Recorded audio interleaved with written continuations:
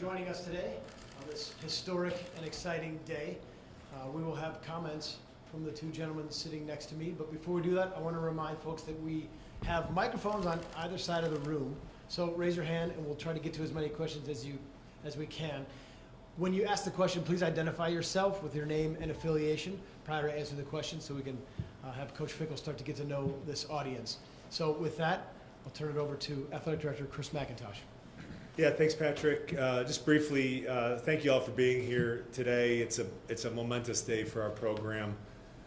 Couldn't be more excited to introduce the 31st head football coach at the University of Wisconsin. Excited for our fan base, excited for our university, but most excited for the players in our program, present and in the future. The future is bright. Thanks for being here. Yeah.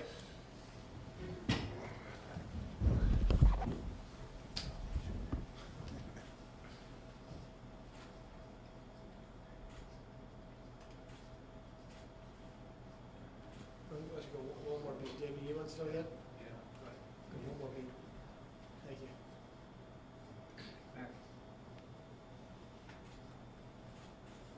Okay. Coach, if you would you please start us off with just some opening comments, and then we'll take questions. Well, neither one of us wore that jersey, as you can tell. No, I'm so excited to be here. I'm grateful that my family could be here with me as well. They won't get the luxury of sticking around here for quite as while. They got to get back home, finish up school a little bit before we get the whole crew here. So that gives me a great opportunity to spend an enormous amount of time diving into this entire program, to every young man on the team, as far as obviously the guys who are here now, as well as the recruiting moving forward. And this is obviously a whirlwind. I know that for everybody in here, when you end a season and things turn around this fast and this quick, but it's the world that we live in. It's things that we have to do to be able to maintain our program, our kids, to give them clarity and to move forward. And that's my greatest objective right now. I spent 4 or 5 hours today visiting with as many kids on the team as I could, and that's what I'll continue to do. So got a lot of work to do with doing that, and excited about it. With that, we'll start with questions. Again, please raise your hand and identify yourself with name and affiliation. We'll start with Jeff. Jeff Patrikas from Milwaukee Journal-Sentinel. Luke, you mentioned it upstairs that you're not going to make any outlandish predictions, but you played and coached at a place where expectations are very high. You got Cincinnati to the college football playoff. What's your vision for this program now that you're here, and do you have any idea what work needs to be done on the ground to get it to where you want it to be? No, I don't know. I mean, I know there's always work to be done, and I think that's what excites you about a coach. I mean, you could be at any program and you're not where you want to be. I mean, there's one program at the end of the year where they want to be, right? And then they got a lot of work to do to be able to repeat to what they're doing. So it's the uniqueness of what it is that we choose to do. So for me, I'll be honest with you, I'll tell you this, and you'll probably hear it for every year at the beginning of the year. We got one objective and one goal. It's to play for a championship. And I said that when I started at Cincinnati, and that is open-ended, but it gives you a lot of flexibility of things you do. You have an opportunity in this league. If you're playing for a championship, amazing things can happen. And I think you just got to stay focused and know that that's what it's come down to. Hey, Coach. Mike Jocks, NBC 15 Sports in Madison. Welcome to Madison. Thank you. What was that? I don't know if the final straw is the right word, but what was the final thing that brought you here to Madison that said, let's bring the family and move to Madison? You know what? Is there one straw? I don't know that there is. I think that, to be honest with you, from afar, I've always, had a great fondness for the program, the culture, and things like that. Timing has a lot to do with it. I think the changing world of what college is, and to me, what Wisconsin is willing to continue to do, and we've all got to understand and recognize, what changes for these young men, and are you willing to take those steps to give them the opportunity to play for championships? And maybe the final straw is a relationship, and I think the relationship that I'm going to have with Mac at finding ways to develop and move this program forward. He knows what it's about. He knows what it's been. I think that's a unique situation for me. I've never had that. And I'm excited for that. Whether that's the final straw, that's one of them. I know, and it's a big deal to me. Jim and then Colton. Jim Polzine from the Wisconsin State Journal. Correct me if I'm wrong, but I believe you said upstairs that your wife and you had talked and there were intriguing spots, right, if they ever became open. I know you're not going to name those spots, but how big was that list, seriously? And then, Not very big. okay. Not very big. Just we have certain things that we want for our family, and you know we all get blinded by our profession and our job, and when things come up and you don't have a plan, they get distracting. And so the good fortunes that we've had in the last few years to have some success on the field has made us in the off season kind of get together and sit down and say, okay, now let's before the things ever get hot, let's kind of have a plan in place, and that way you're not grasping at straws every time you have a win and somebody's interested in you. So for us, it had a lot to do with areas we felt like our family could thrive, could live, could stay for a long time and go to school and really enjoy all the things about the community, because I can live in a shoebox, I can stay here in the facility 18, 19 hours a day and be around 18 to 22-year-olds. I'm not sure that's the healthiest thing in the world, but that's not the same for them, and that's a big part of my life and what's going to help me be who I need to be. Colton Bartholomew, Wisconsin State Journal. Luke, you've mentioned a couple of times the meetings you've had with the players, and a lot of players in this team have been outspoken that they wanted Jim Leonhard to be the coach here. What have those conversations been like, and how do you kind of approach trying to win over the locker room, coming in as the outsider? You just got to be yourself. You got to be authentic. You got to be real, and it takes time.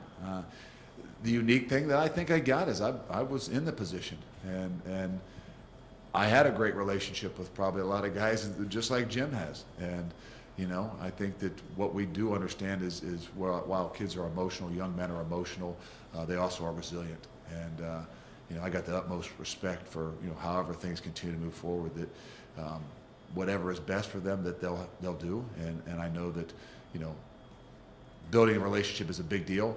It's not trying to overtake somebody else's relationship, which I'm not trying to do. But even that relationship with Jim or whoever it is that's been here, those are all things that make it difficult. I got a son back in Cincinnati that is in a similar situation that says, well, I don't have a relationship with some of these people that are coming in. That's what life is. Life is about continuing to grow, and so that's the message I've had to these guys. I'm not trying to overtake somebody's relationship with them, but I'm here to grow a relationship with them as well. Jesse and Steve. Jesse Temple with The Athletic. This is for Chris. Along those lines, how strongly did you consider Jim throughout this process, and how much consideration did you give to the fact that the players were so supportive of him throughout this process? Well, obviously Jimmy, first and foremost, did an incredible job for the program. Stepped into a circumstance that was incredibly difficult and over-delivered. And, there's been a lot spoken about wins and losses, and I just want to be clear, that's not at all what it was about.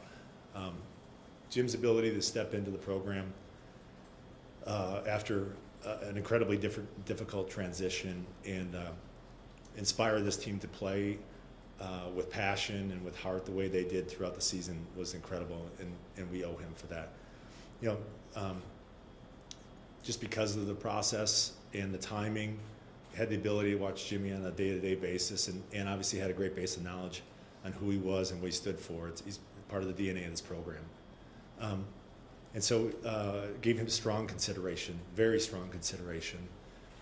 But as the process went along and as we got more comfortable with what opportunities may exist in terms of leadership for the program, and as Luke and I spent more time together and got to understand each other more, got to build the beginning of a relationship, and it became clear that we see the world in a very similar way, and we see the potential in a program like ours in a very similar way, and we have the same expectations, championship level expectations.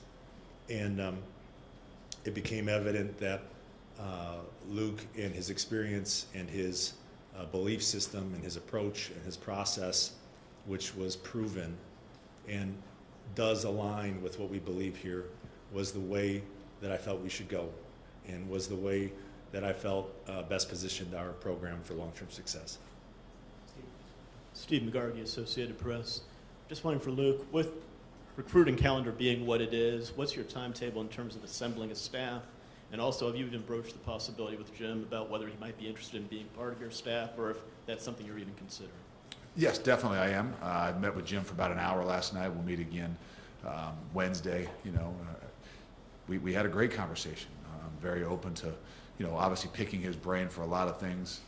He loves this place. He's a diehard. So there's a lot of options that are open.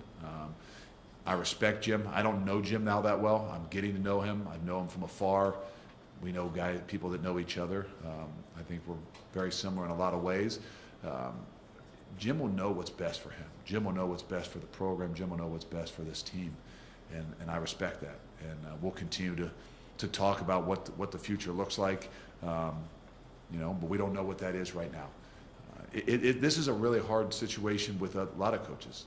Jim obviously being the one that everybody knows about and talks about, but you walk in that room and there's a lot of guys that that their lives are going to be turned upside down, and not everybody's going to be here. And I got the same thing back at Cincinnati. I'll go home tonight and have to go in there tomorrow and look at a lot of guys in the face and not be able to tell them what their future looks like because I don't know. And unfortunately, it's the profession the life that we chose. That's no disrespect to anybody, but I have an obligation to do what's best for this program and this team. And I'm not saying I know exactly what that is as we go, but I know that it's getting the right group of people that are going to be aligned in the right way and focused on doing the things that we need to do.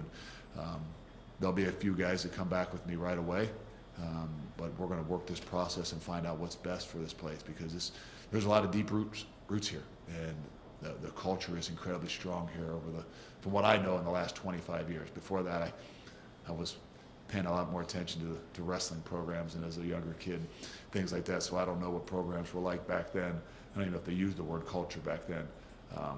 But I don't want to jump, knee-jerk react to a lot of things. There's a process to this that has already begun.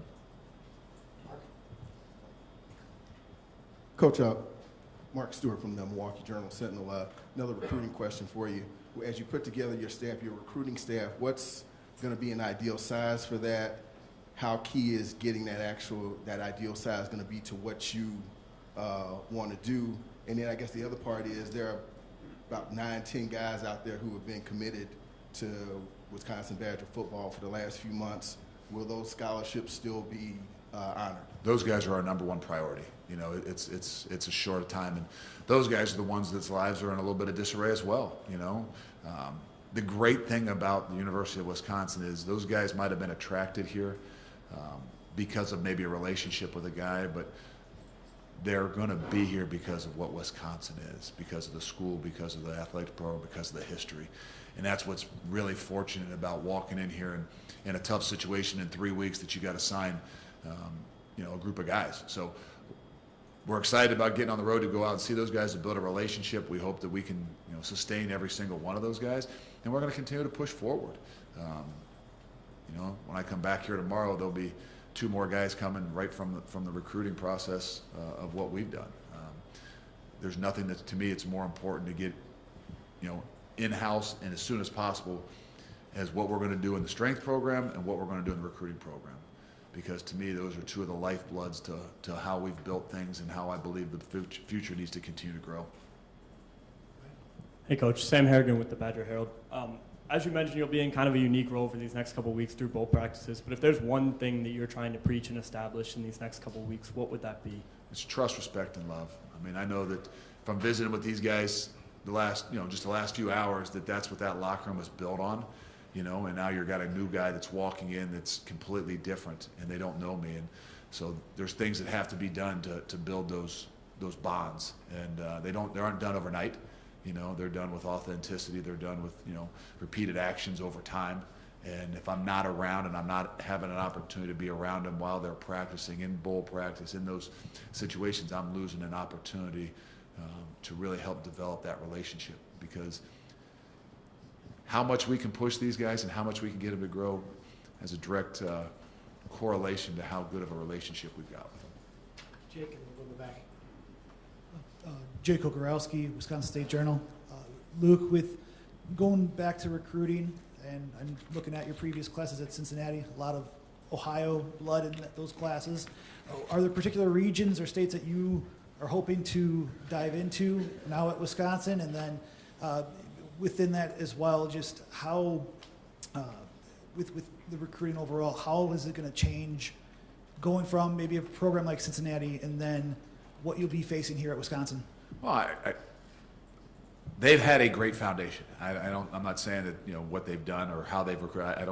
They've had a great foundation. I think for me, the uniqueness of being here is just like we were at the University of Cincinnati. The 300-mile radius, you can do the core and the crux of your program, and that's what I love about this opportunity. Is within the 300-mile radius, that will be the core to what it is that we do. I have a good grasp on that. I don't, like I said, I've got to learn a lot more about, maybe the 50-mile, the 60-mile, the 100-mile radius. But I know as you get into the Chicago and the areas that you guys have done an unbelievable job in, there's a lot of roots that have been built there. And I know that if we can kind of capture that like we did of that 300-mile radius where the core of the program is, then we can extend into the other areas where, we'll look at the history of what's been really good here. And, those pipelines and those kinds of things, people don't realize how strong that is. When you've got a guy from an area, or you've got a few guys from an area, there's a connection that goes a long way. We'll use a lot of the connections, obviously, that we've had. I'm not saying that, Ohio is the next place where we're going to go. No, but there's a lot of great connections. There's a lot of former great players that have been from Ohio as well. And, that's why we'll have a variety of guys that have backgrounds from different areas. But that's my job, is to figure out what's been real successful here. And I'm still in that process. But I know that the 300-mile radius is an opportunity to make this program and this team a championship team. Luke, right here. Mike Hogan from Badger 24/7. What's your view on the transfer portal, and how would you describe the way you guys used it at Cincinnati?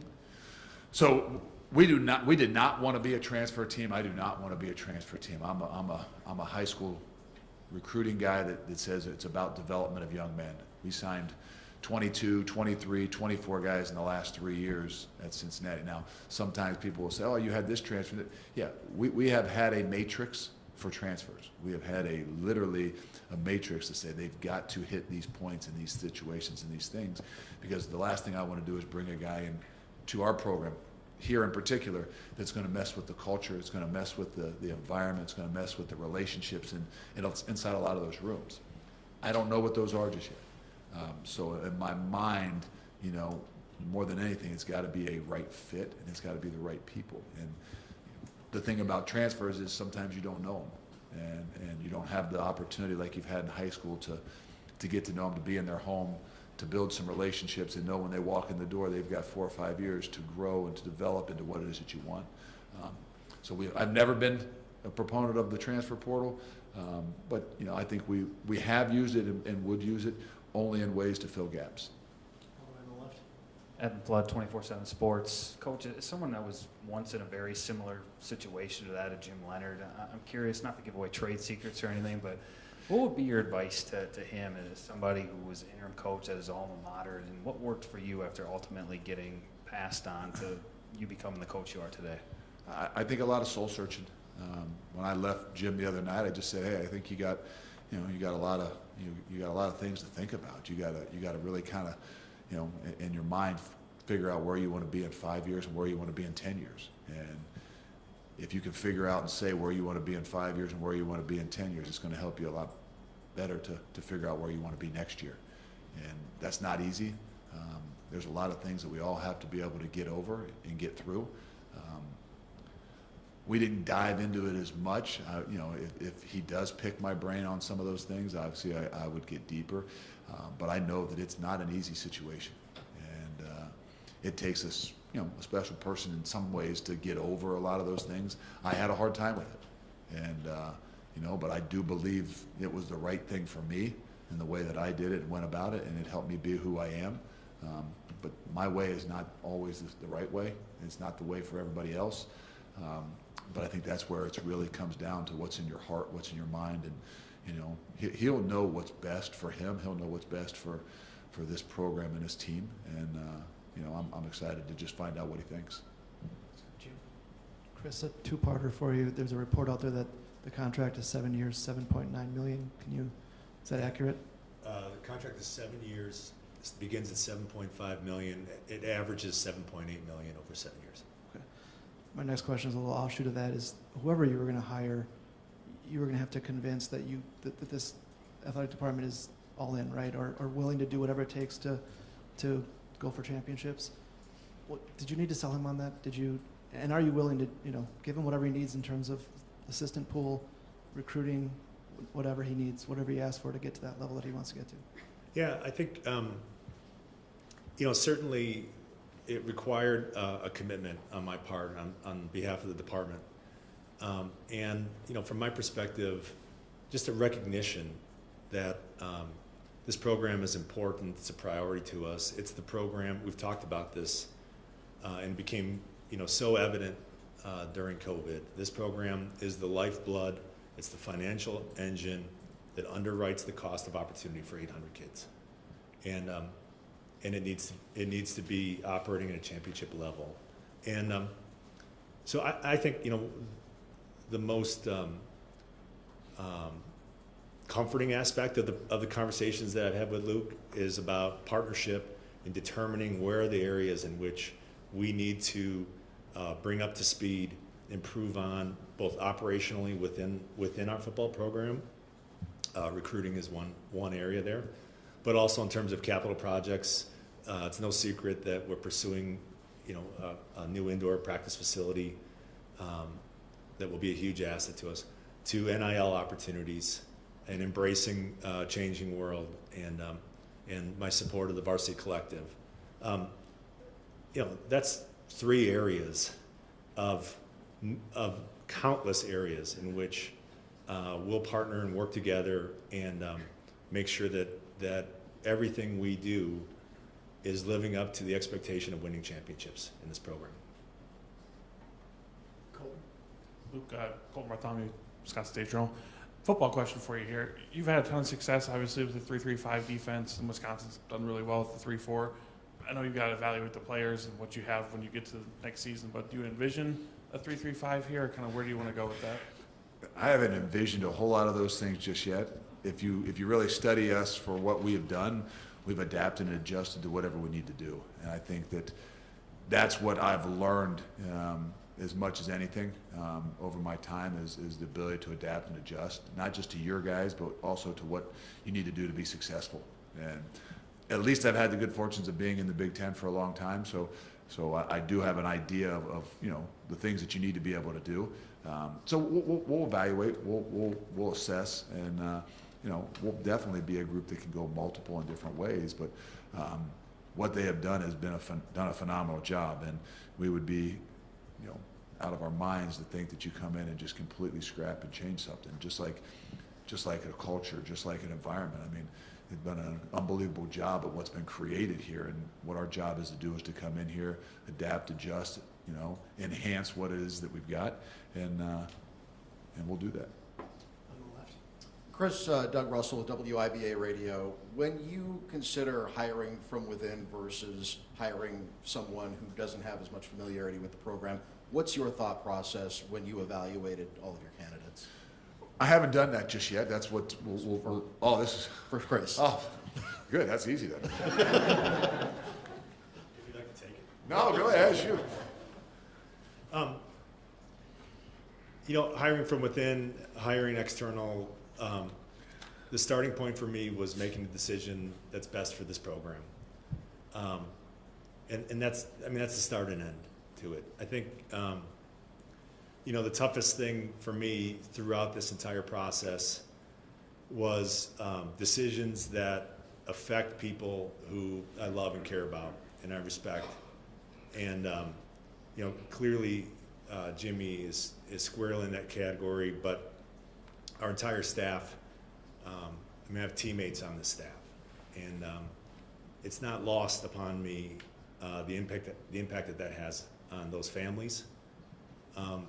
Perhaps the most difficult part of this process has been the hardship that it has created for the kids that I care about and love so much, that I've tried to support in my time here. And as I think about what my experience was as a football player here, as a student athlete here in this program.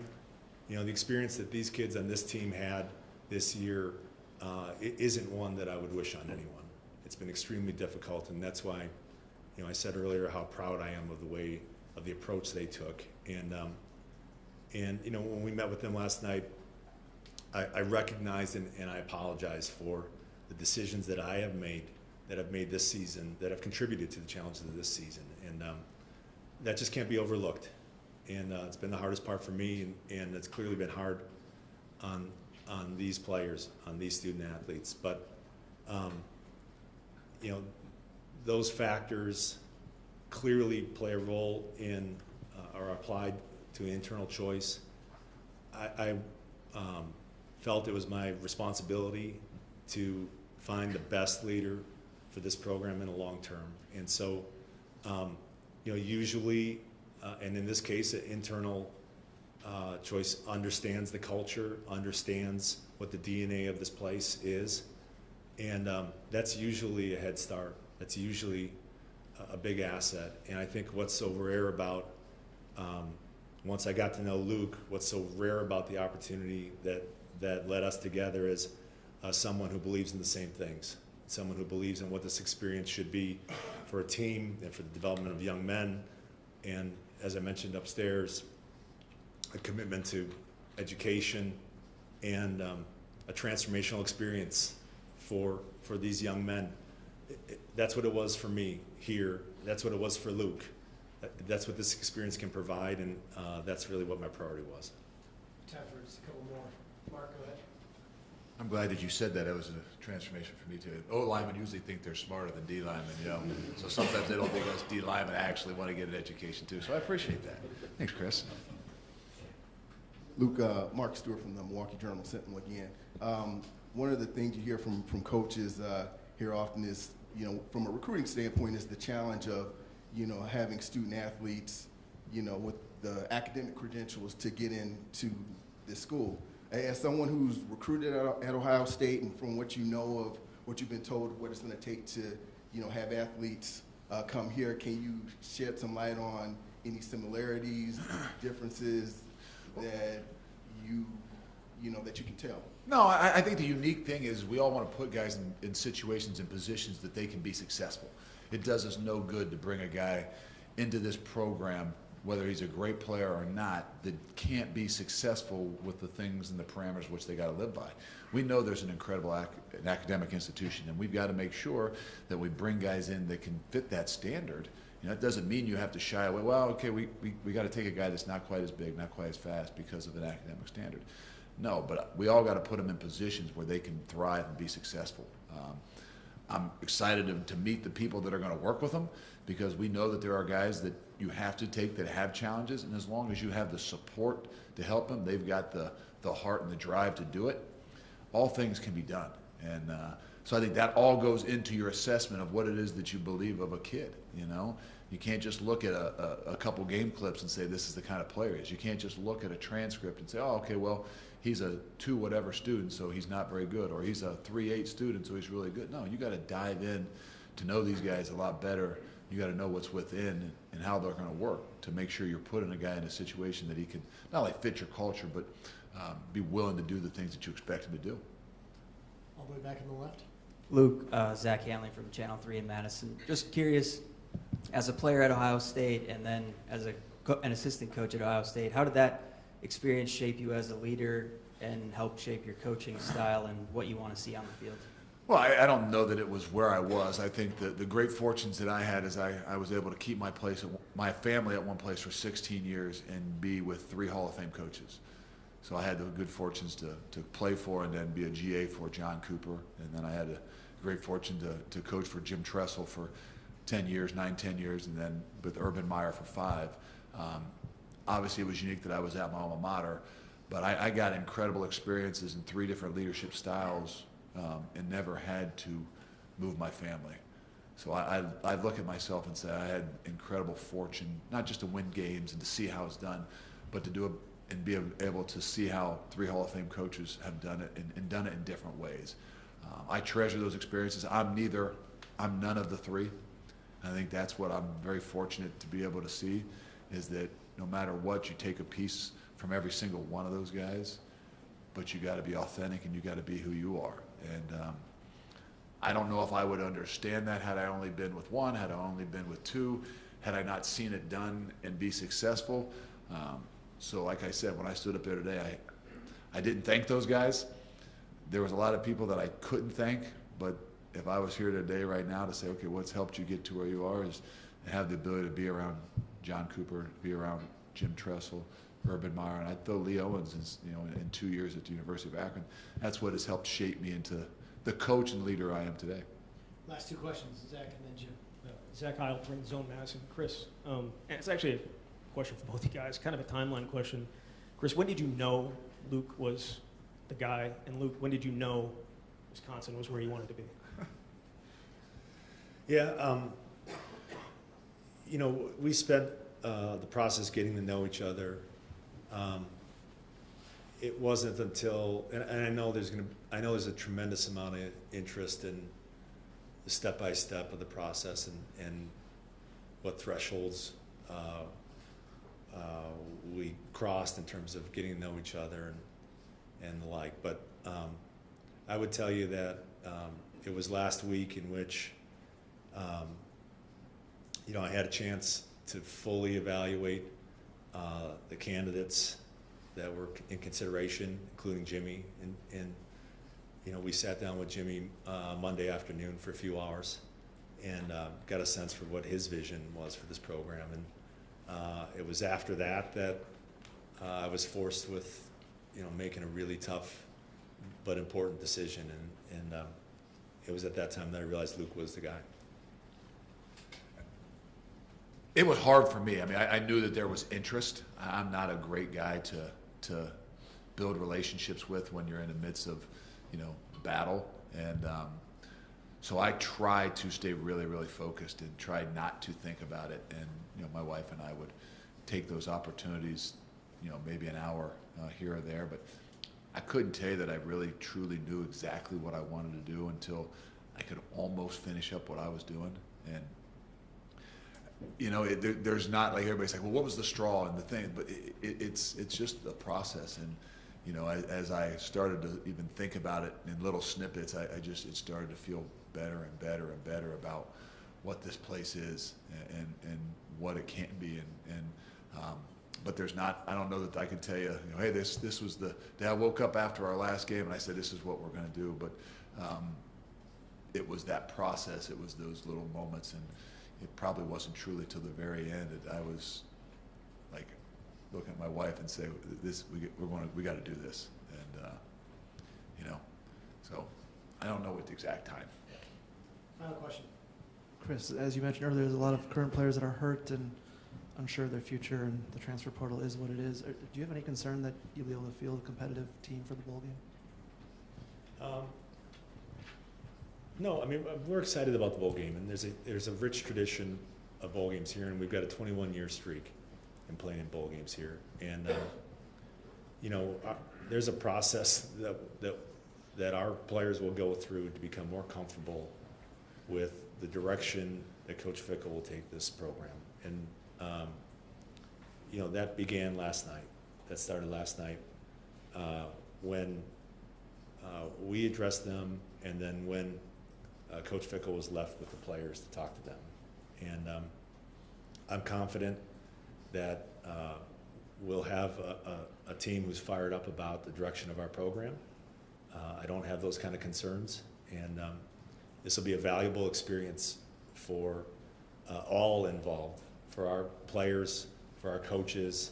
For a long time we viewed playing in bowl games as a competitive advantage, as an opportunity to further develop our roster and the younger players, and that's how it'll be viewed this year, as an incredible opportunity. And I think we'll have plenty of people to take advantage of it. Thank you, gentlemen. Thank you, everybody, for attending today. Sorry we didn't get to every question, but hopefully you'll have many more opportunities to get to know Coach Fickell down the road. Thank you. Thank you. Thanks.